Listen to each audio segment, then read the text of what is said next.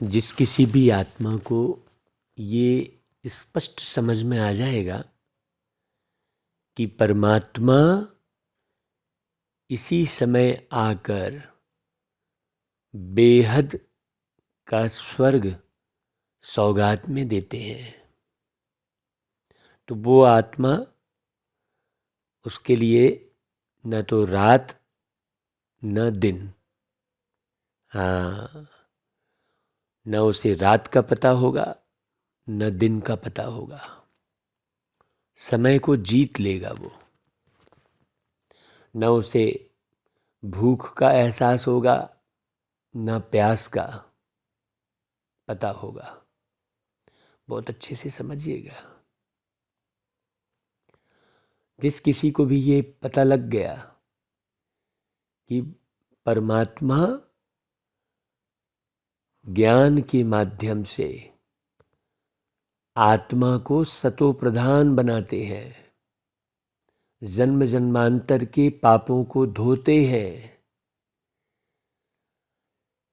आत्मा के समस्त कष्टों को मिटाते हैं बाबा, जिस किसी को ये समझ में आ गया वो बाबा की वाणी, बाबा की मुरली सुनने बगैर, समझने बगैर और धारण किए बगैर रह नहीं सकता।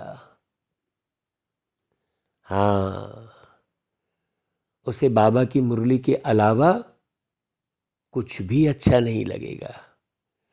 बाबा के अलावा और कहीं मन नहीं लगेगा उसका, जिसे ये समझ में आ गया। कहीं ध्यान नहीं जाएगा उसका। हाँ, वो सिर्फ बाबा की स्मृति में रहेगा, माने ध्यानस्थ स्थिति रहेगी। जिस किसी को ये समझ में आ गया कि बाबा किन बच्चों पर कितनी मेहनत करते हैं, भाई बाबा किन बच्चों पर मेहनत करते हैं सोचो, हम बच्चों पर, माने पहले जन्म वाली मनुष्य आत्माओं को लास्ट जन्म में आके समझाना और लास्ट जन्म वाली आत्माओं को पहले जन्म में ले जाना, ये साधारण कार्य है क्या भाई? सोचो, अंतिम जन्म वाली आत्मा को पहले जन्म तक ले जाना बहुत सिंपल सी बात है। कोई भी मनुष्य आत्मा, यदि अभी कोई मनुष्य आत्मा परम धाम से नीचे आ रही है, ये कलयुग के अंत में भी, तो भी वो पूरी सतो प्रधान होगी, प्योर होगी। वो रंच मात्र भी उसके अंदर विषय विकार नहीं होगा। एक जन्म लेने वाली आत्मा भी उतनी ही सतो प्रधान होती है। पहला जन्म एक बार है ना, कलयुग के अंत में भी अगर लेगी, वो कलयुग के बीच में भी आत्मा जन्म लेगी तो भी वो पहली बार जब जन्म लेगी तो वो सतो प्रधान होगी। ये बात अच्छी रीति समझना।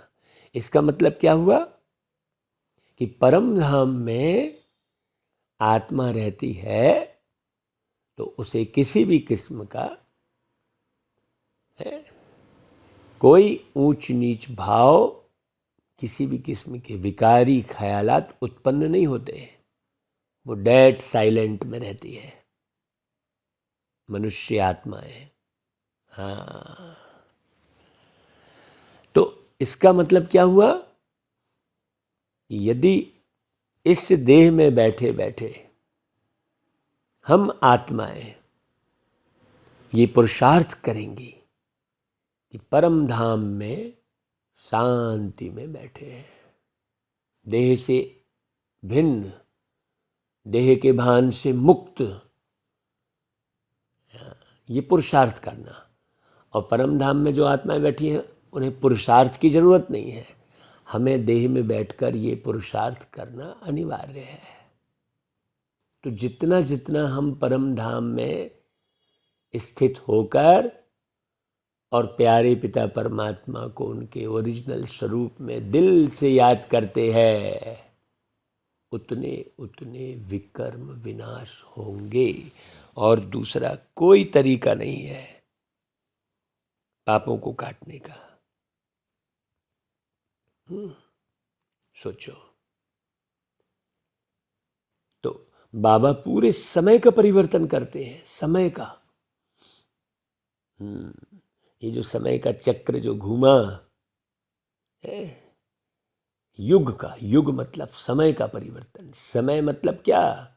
समय अर्थात हमारे आपके सबके स्वभाव, संस्कार। और क्या समय? समय तो अपनी जगह पे चल रहा है ना भाई। समय थोड़ी कोई बिगड़ता है। स्वभाव, संस्कार, आचार व्यवहार, है ना। कहते हैं बहुत समय खराब आ गया। भाई समय थोड़ी खराब आया, व्यक्ति का व्यवहार खराब हो गया, स्वभाव खराब हो गए।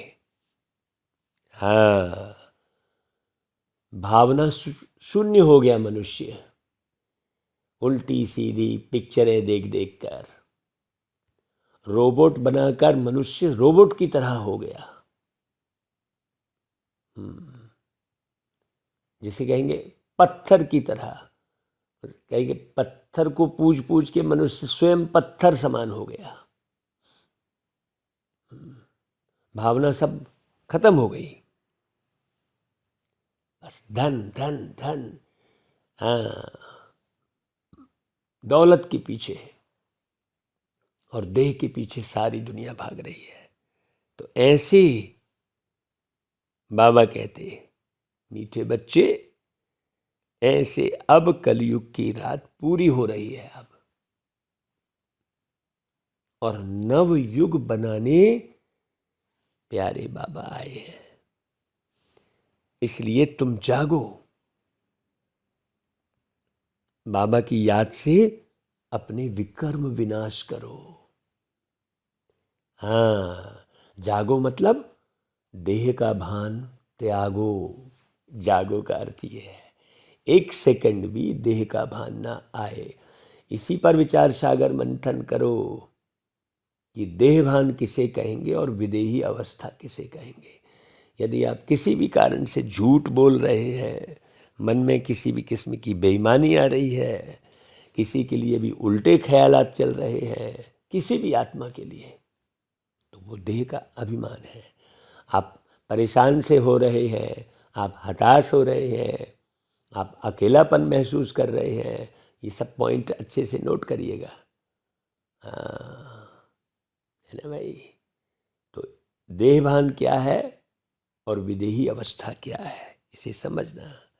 जिन बच्चों की बुद्धि सतो प्रधान बनती जाती है, उनकी निशानी क्या होगी भाई? उन्हें दूसरों को आप समान बनाने के ख्याल आते रहेंगे। हाँ, आप समान बनाने के ख्याल मतलब वो खुद सुखी होंगे और सबको सुखी बनाते रहेंगे। वो खुद गहन शांति में ज्ञान की पराकाष्ठा में रहेंगे और सबको गहन शांति की ओर ले चलेंगे। ये ख्याल करेंगे, चलेंगे। कोई भी आएगा, कोई भी आएगा, वह अपना और दूसरों का कल्याण करने की युक्तियां रचते रहेंगे, दिन रात सर्विस में लगे रहेंगे। वही हमने कहा ना भाई कि जिन्हें ये समझ में आ गया कि यही वो समय है जब परमात्मा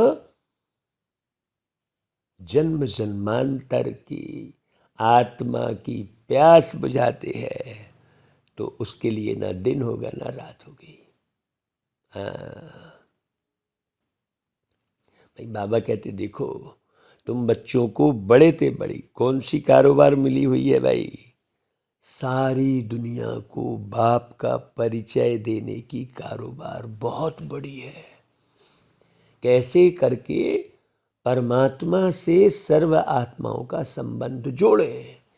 जैसे ही सर्व आत्माओं का संबंध परमात्मा से जोड़ने में आप सफल हो गए, मतलब उसके अंदर प्यार भरने में आप सफल हो गए, सत्यता लाने में सफल हो गए, ईमानदारी लाने में सफल हो गए, है ना भाई। हमने ये कह के छोड़ दिया, अरे ये तो बहुत बेईमान है, इससे बात नहीं करना, अरे ये तो बहुत झूठा है, इससे दूर रहना है, अरे ये बहुत गुस्से वाला है भैया, इससे बात नहीं करना।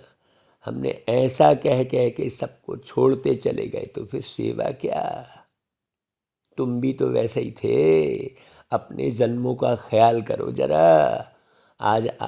आज जितने भी बाबा के बच्चे हैं जो मुरली सुन रहे हैं, उन्हें क्या 84 का चक्र याद रहता है? सोचो। बाबा बार बार कहते हैं, बच्चे तुम इस चक्र को याद करो। तुमने कितने विकर्म किए होंगे। जब तुम अभी के अपने स्वभाव की जांच कर लोगे, अपने अंदर चलने वाले ख्यालातों को समझ लोगे कि किस प्रकार के ख्यालात चल रहे हैं, उस आधार पर तुम समझ जाओगे कि तुम पिछले जन्म क्या थे और क्या व्यवहार किए थे और कितनों के साथ तुमने गफलत की होगी। ये सब क्लियर हो जाएगा। तो जागो। वो गीत है ना भाई, जाग सजनिया जाग, है। ओम शांति। भाई ये किसने जगाया है? सजनी कहने वाला कौन है? बच्चे जो समझते हैं कि बेहद का बाप एक ही है, जिनका असली नाम शिव है। बाकी जो अनेक नाम रखे हैं वह सब है भक्ति मार्ग के। भाई राइट नाम तो एक ही शिव बाबा है। जयंती भी मनाते हैं तो वह हो गई परमात्मा जयंती। गाते भी हैं निराकार शिव जयंती। तो आत्मा को जब शरीर मिलता है तब उस शरीर का नाम पड़ता है, और शिव तो आत्मा का ही नाम है। अब देखो, जिनका अपने स्वरूप में नाम है वो नाम के पिछाड़ी नहीं भागते, और जिनका नाम ही नहीं है कुछ, वो नाम के पिछाड़ी भागते। सोचो, अब कोई भी मनुष्य आत्मा शरीर छोड़ी, मान लो उदाहरण के तौर पर महात्मा गांधी। अब वो जो महात्मा यानी महान आत्मा है, वो शरीर छोड़ के गई। अब उसे पता है क्या कि उनकी मूर्ति में माला चढ़ाई जा रही है, कि उनकी फोटो नोटों में छपी है? उस आत्मा को पता है क्या? सोचो, है? जरा भी पता नहीं है। क्यों? क्योंकि वो आत्मा नया शरीर लेके नए नाम रूप में जीवन जी रही है।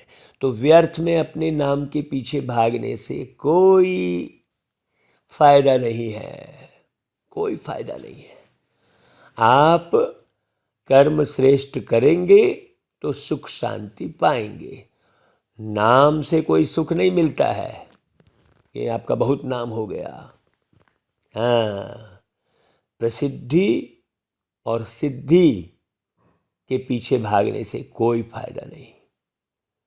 भगवान से मिलने की विधि को अपनाने से फायदा है।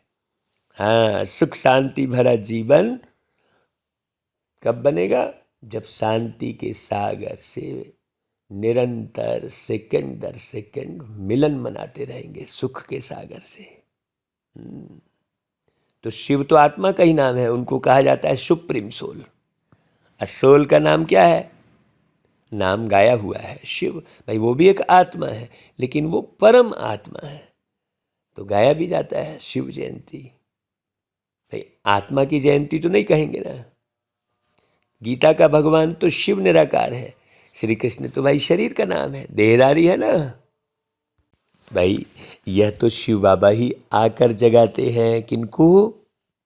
सजनियों को, जो पूरी तरह से सो गए हैं।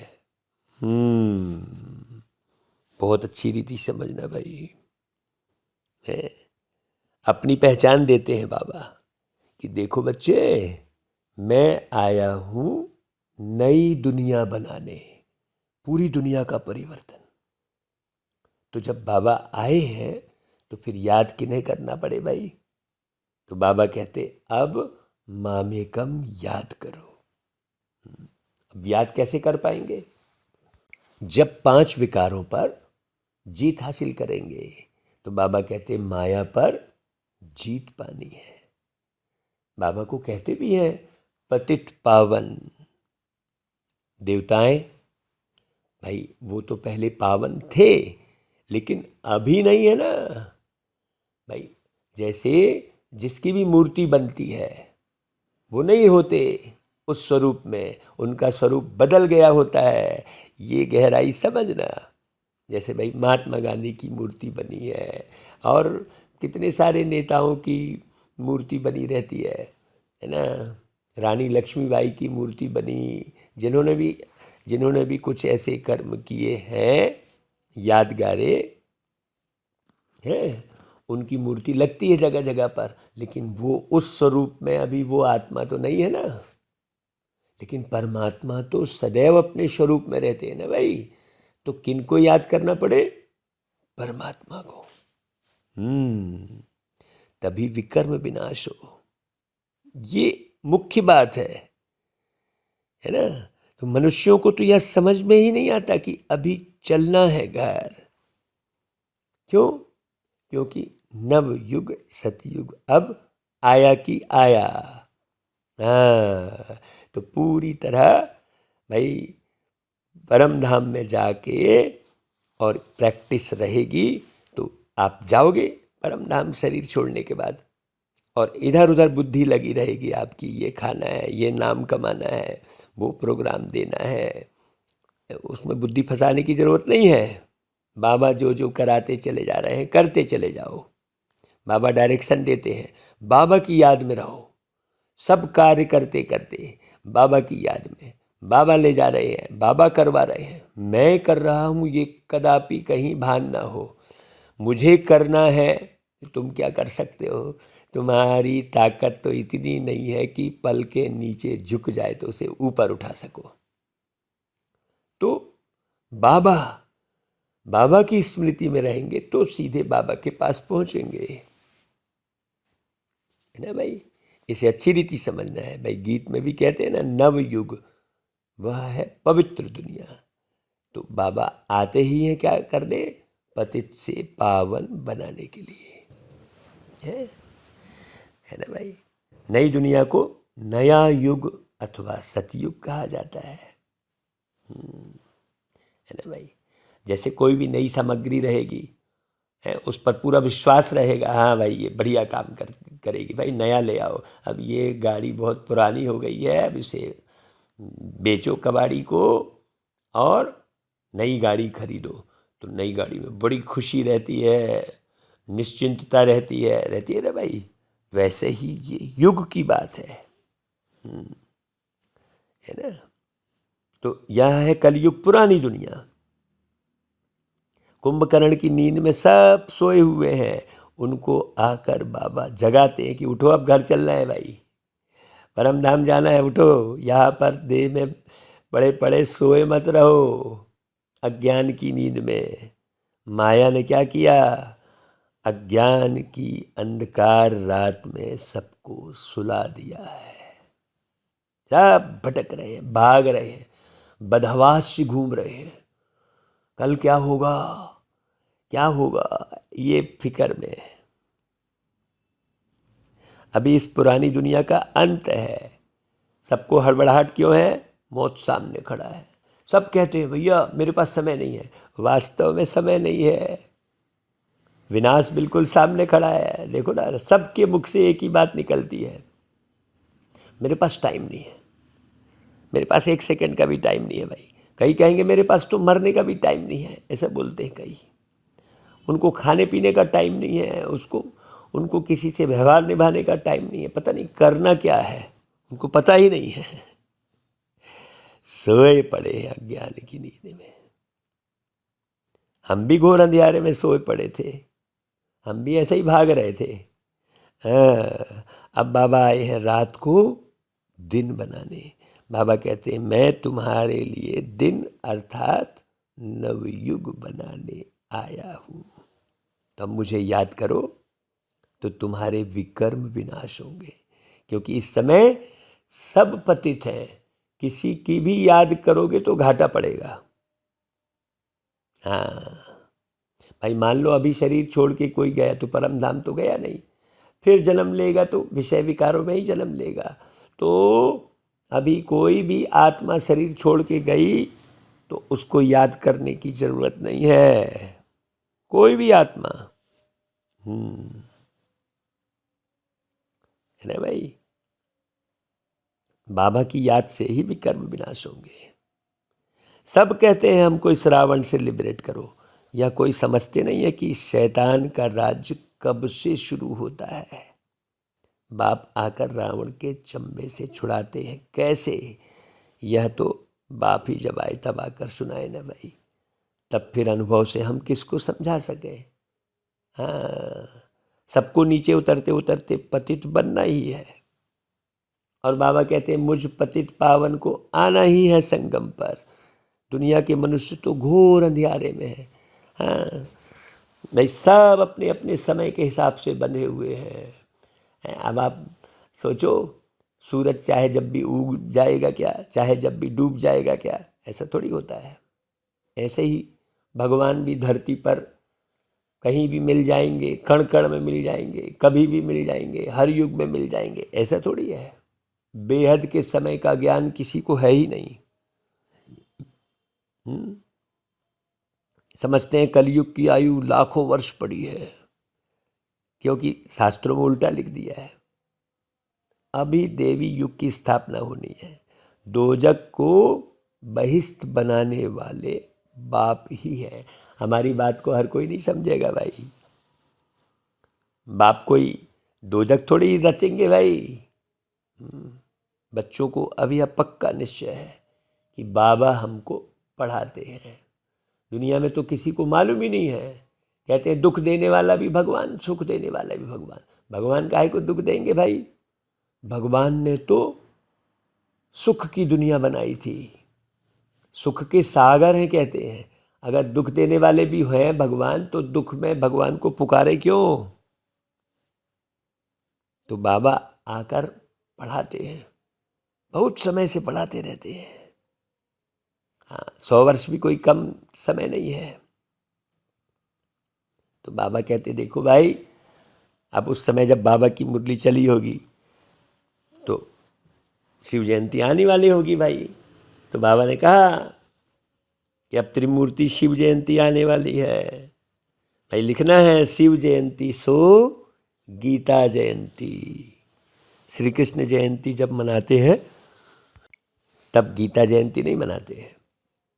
श्री कृष्ण तो भाई छोटे से बच्चे हैं, जब वह बड़े हों तब गीता सुनाए। अब बड़े होने के बाद तो नारायण कहते हैं। अब नारायण तो विश्व महाराजा, लक्ष्मी विश्व महारानी, तो फिर गीता कब सुनाई? सोचो, उनको तो राजपाट संभालना होता है।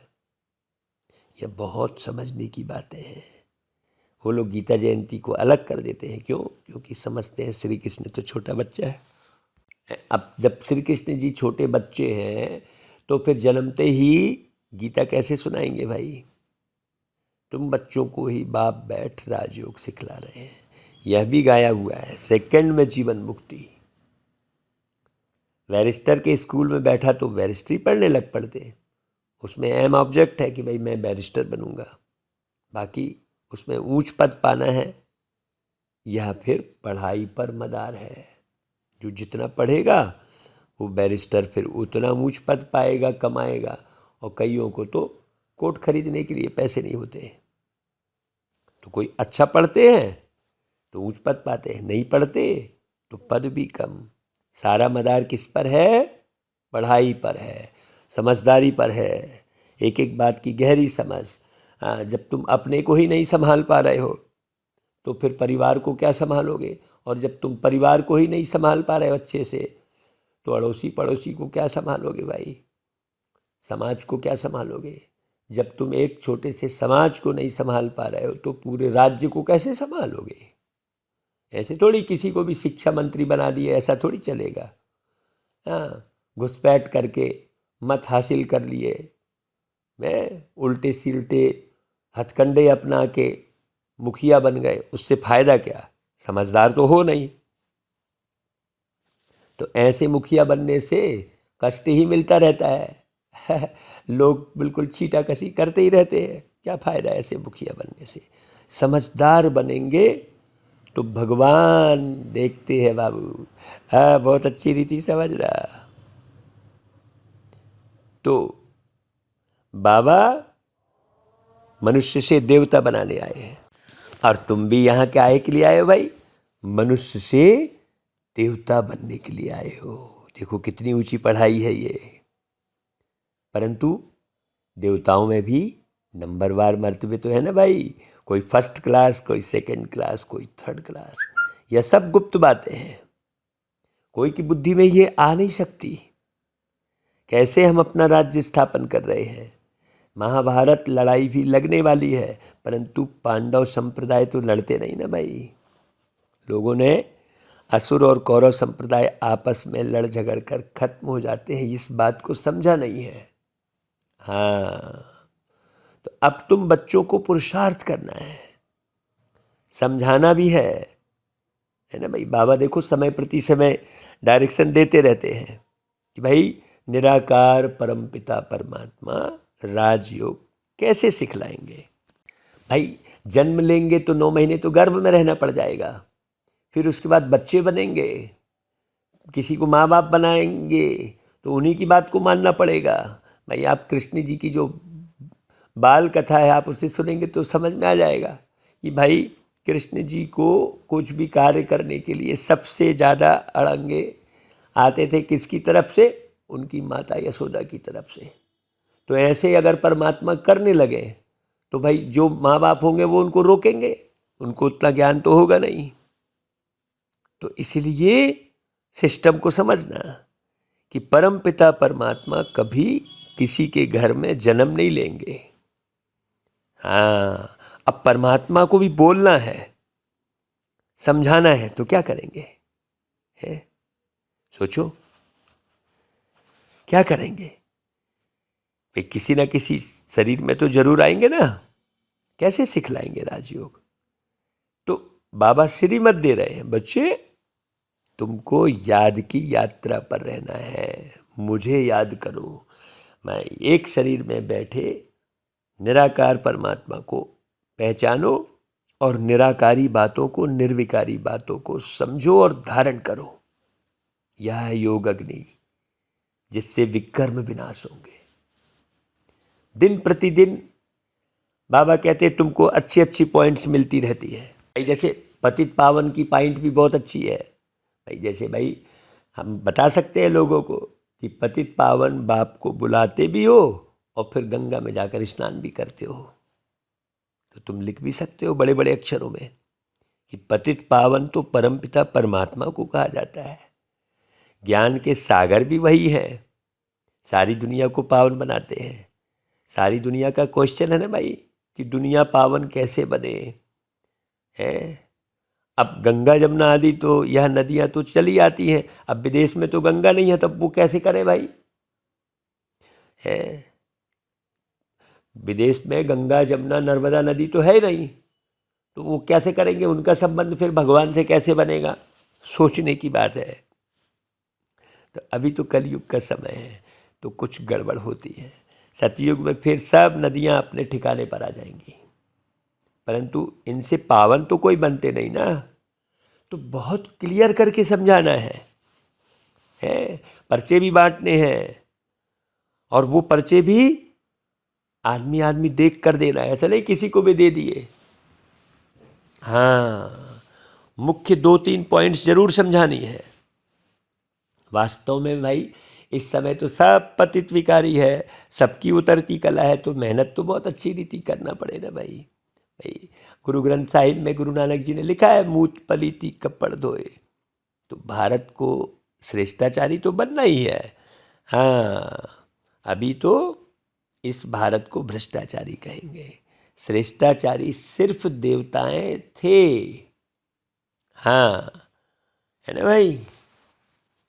इस समय और कोई बन न सके, क्योंकि माया का राज्य है ना।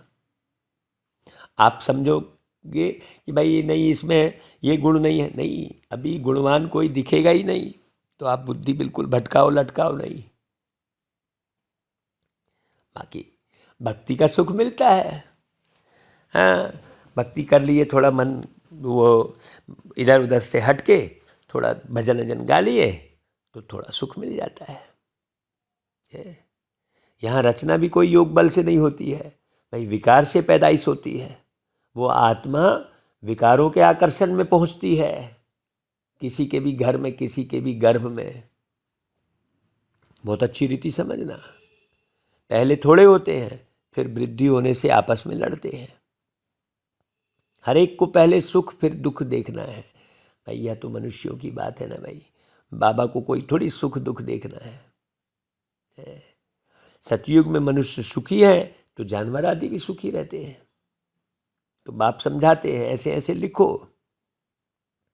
त्रिमूर्ति शिव जयंती सो श्रीमद् भगवत गीता जयंती। फिर समझाना भी है, जो समझते हैं उन्हों की दिल होती है कि यह बातें दूसरों को भी समझाएं, जो अच्छी रीति समझ जाते हैं। फिर समझाने बगैर वृद्धि कैसे होगी भाई? हमको तो समझाना पड़े ना भाई। ड्रामा अनुसार जिनका जो पार्ट है समझने और समझाने का, वो अपना अपना पार्ट बजाते हैं। किसी के पार्ट से तुलना भी नहीं करनी है। जो जितना करेगा सो उतना पाएगा। जो जागे सो पाए, जो सोए सो खोए, कहते हैं। तो भक्ति का पार्ट भी दिन प्रतिदिन जोर होता जाता है। हाँ, गाया भी हुआ है ना, जब भंभोर को आग लगती है तब आँख खुलती है। तो तुम बच्चों को शंख ध्वनि करनी है। कितनी गहरी बात। शंख ध्वनि करना माने ज्ञान को पूरा इकट्ठा करना। देखो शंख में क्या होता है, जो हवा है जो एक पूरी जाती है और एक दिशा से निकलती है, तो आवाज़ होती है बहुत अच्छी। तो ऐसे ही ज्ञान को बहुत अच्छी रीति अपनी बुद्धि में इकट्ठा करना, और फिर अच्छी रीति पहले खुद समझना, और उस समझ के आधार पर पहले स्वयं का जीवन का निर्माण करना, और फिर जो है लोगों को समझाना ध्यान से। ध्वनि, शंख ध्वनि कह रहे हैं, मतलब ध्यान से। आप बोल क्या रहे हैं, आप देख क्या रहे हैं, आप सुन क्या रहे हैं, ऐसे ध्यान से अपने जीवन को चलाना। यह है शंख ध्वनि, है ना भाई। रात दिन चिंतन चलना चाहिए कि कैसे किसको समझाएं। हाँ, ऐसे इसलिए कई प्रोग्राम बनाए। कविता बने सरिता एक प्रोग्राम बनाया था, जिसमें पूरे कवियों को, साहित्यकारों को आमंत्रित किया, और उनकी कविता में, हाँ चलो भाई आप प्रस्तुत करो आप कविता। फिर जब वो कविता प्रस्तुत करते तो उस कविता के बारे में फिर डिस्कस करते कि देखो भाई आपने ये कविता जो प्रस्तुत की, इससे किस प्रकार के राष्ट्र का निर्माण होगा, जरा ख्याल करो। तब उन्हें समझ में आता कि हाँ भाई ये तो हमने व्यर्थ की ही कविता लिखी है। ऐसी सेवा बाबा ने करवाई है। तो साहित्यकारों की सेवा हुई। फिर कलाकारों को, जो गायक कलाकार हैं, उनको बुलाकर आवाज़ आपकी, गीत हमारे कार्यक्रम किया। बड़े कार्यक्रम, उसमें सारे शहर भर के कलाकारों को बुलाया। भाई सुनाओ भाई तुम कौन सा गीत गा रहे हो जरा। हाँ, तो वो गीत गाए, फिर उसका अर्थ समझाए। देखो भाई तुम ये गीत गा रहे हो, इससे तुमको मिल क्या रहा है और दुनिया क्या बन रही है, तुम शब्द किस प्रकार से उच्चारित कर रहे हो, इसका अर्थ क्या है। गीत से पूरे व्यर्थ की ओर बढ़ रहा है व्यक्ति। ऐसे आवाज़ आपकी गीत हमारे कार्यक्रम बाबा ने करवाए, जिससे कलाकारों को समझ में आया। बहुत सारे कलाकारों को तो उनको लगा कि हाँ यार हमें तो उल्टे सुल्टे गीत गाने ही नहीं चाहिए। तब तो चारों दिशाओं में भाई हमें घूमना होगा, समझना होगा, हर फील्ड के लोगों के पास जाना होगा और उसके अनुसार ज्ञान को सुनाना होगा। ऐसे चिंतन चलता है खूब है भाई, क्योंकि सारी दुनिया को बाप का परिचय देना है। तो कितना बड़ा कारोबार है ये, और दुनिया कितनी बड़ी है, कितने सारे धर्म, कितने खंड हैं, सोचो। सतयुग में तो एक ही धर्म होता है। जब तक इतने सारे धर्मों को समाप्त ना करके और एक धर्म की स्थापना जब तक नहीं करेंगे तब तक शांति आ ही नहीं सकती। कल उसी बात पर चर्चा चल रही थी कि एक धर्म, एक भाषा, एक राज्य की स्थापना जब तक नहीं होगी पूरे विश्व के अंदर में, तब तक सुख शांति आ नहीं सकती। वो कैसे होगी? सोचो, जब हम ही एक नहीं हैं, तेरा क्षेत्र अलग मेरा क्षेत्र अलग ये कहते हैं, सोचो, बड़ी चिंता होती है भाई हमको तो बहुत चिंता होती है। अभी हम ही एक नहीं है, कोई कुछ कर रहा है तो कोई कुछ कर रहा है। भाई आप तो यह भी समझते हो प्रजापिता ब्रह्मा द्वारा ही ब्राह्मण पैदा होते हैं। ब्राह्मण वर्ण भी नहीं दिखाते हैं तो पैदा करने वाला भी नहीं दिखाते हैं, दुनिया में कहाँ दिखाते हैं। तो यह समझाना है, कौरव और पांडव दिखाते हैं और तुम हो ब्राह्मण, बहुत अंतर हो गया ना भाई। प्रजापिता ब्रह्मा, कुमार कुमारियाँ हैं तो प्रजापिता जरूर चाहिए ना, जिससे भिन्न भिन्न बिरादरियाँ पैदा होती हैं। देखो, देवता, क्षत्रिय, वैश्य, शूद्र दिखाते हैं, बाकी संगम युगी ब्राह्मणों को गुम कर दिया है। पता ही नहीं है कि संगम युगी ब्राह्मण अलग होते हैं। हाँ, ब्रह्मा की संतान अलग होते हैं, है ना भाई। वास्तव में उनका भी कोई गर्भ से जन्म नहीं होता। हाँ, गर्भ से जिनका जन्म नहीं हुआ ऐसे ब्राह्मण भी होते हैं, ये किसी को पता नहीं है। गायन भी करते हैं त्रिमूर्ति ब्रह्मा, परंतु त्रिमूर्ति ब्रह्मा का अर्थ नहीं निकलता। उनको देने वाला कौन? तुम समझते हो, निराकार बाप ने ब्रह्मा मुख द्वारा बैठ समझाया है। ब्रह्मा के मुख कमल से बच्चे पैदा होते हैं।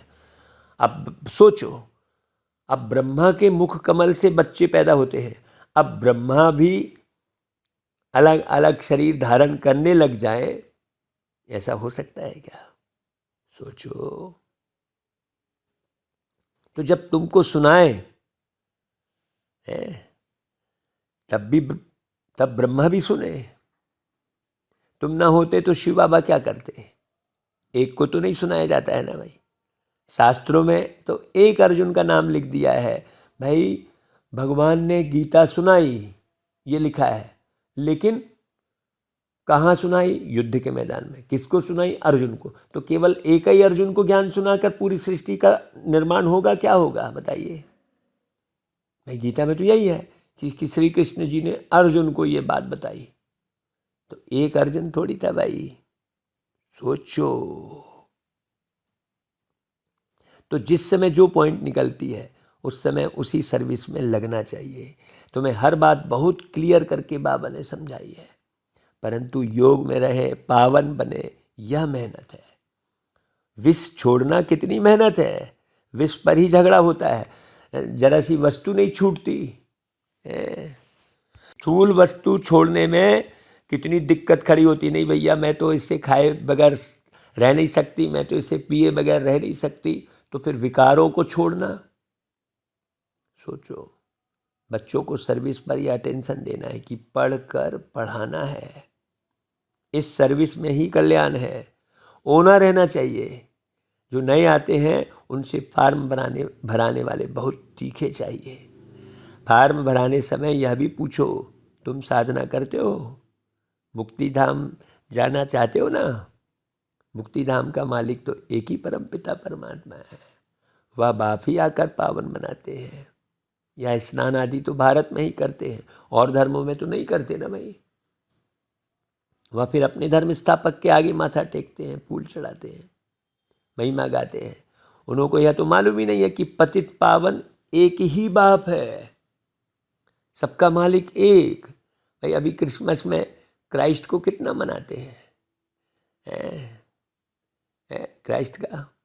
फिर भी गॉड फादर को तो याद करते हैं ना, कहते हैं वो गॉड फादर, उनको पुकारते हैं, तो उनको भी यह नॉलेज मिलेगी। बाबा तो कहते रहते हैं कि चित्र बनाओ तो विलायत में भी भेज दें। बेहद सृष्टि के कल्याण के लिए बुद्धि चलनी चाहिए। बाबा की बुद्धि चलती रहती है। इन चित्रों का कद्र बहुत थोड़ों को है। बाप ने दिव्य दृष्टि द्वारा यह बनाए हैं। कितना रिगार्ड होना चाहिए। इनसे तो बहुत भारी फर्स्ट क्लास सर्विस होती है। ड्रामा अनुसार कोई निकलेंगे जो चित्र आदि बनाएंगे। आगे चलकर बाबा कह रहे हैं ऐसे बुद्धिमान बच्चे निकलेंगे जो सेवा में नई नई इन्वेंशन करते रहेंगे। भाई ये तो मुरली बहुत पहले चलाई, अभी तो बहुत बच्चे निकल गए हैं। हाँ, तो ऐसी इन्वेंशन निकलेगी जिसे देखते ही दिल खुश हो जाए। भाई अंग्रेजी तो सब तरफ फैली हुई है, भाषाएं कितनी ढेर है, सब देशों में अंग्रेजी वाले जरूर होंगे, इसलिए बाबा भी अंग्रेजी और हिंदी को उठाते हैं। आखिर इन सब भाषाओं में निकलेगा। किसको भी समझाना है बहुत सहज, परंतु देखा जाता है किसकी बुद्धि में बैठता ही नहीं है, तो वो क्या काम करेंगे भाई। बैठता ही नहीं है बुद्धि में, बाबा ही बुद्धि में नहीं बैठा अच्छे से। हाँ हाँ हाँ करते रहेंगे, मुंडी हिलाते रहेंगे, आप ठीक बोल रहे हो, आप ठीक बोल रहे हो कहते रहेंगे, लेकिन करेंगे कुछ नहीं। जब करने की बारी आएगी ना तो कहेंगे नहीं यार मैं नहीं कर सकता। धन है और दान नहीं करते तो उनको मनहूस कहा जाता है। भाई आपको ज्ञान है, समझ है, तो आप औरों को भी जाओ ना भाई। एक कान से सुनते दूसरे से निकाल देते हैं।